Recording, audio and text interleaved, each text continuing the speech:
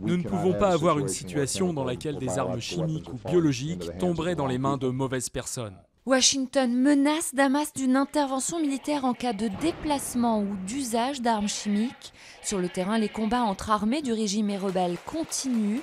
Une journaliste japonaise a été tuée en couvrant les affrontements à Alep.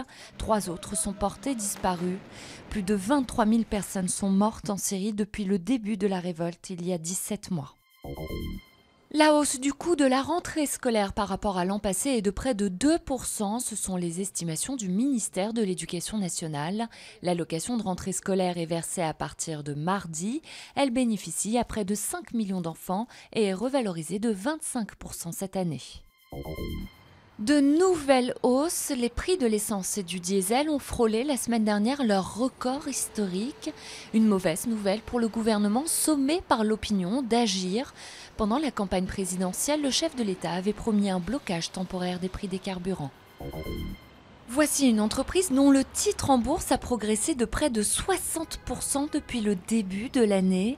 Apple a battu le record de la plus grande capitalisation boursière, détrônant ainsi Microsoft. Dopée par des spéculations sur la sortie imminente de nouveaux produits, l'action Apple a terminé lundi la séance à plus de 665 $.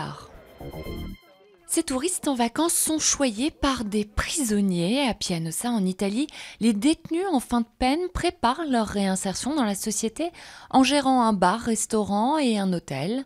Ici, les miradors font partie du décor et certains bâtiments de l'ancienne prison sont ouverts aux curieux.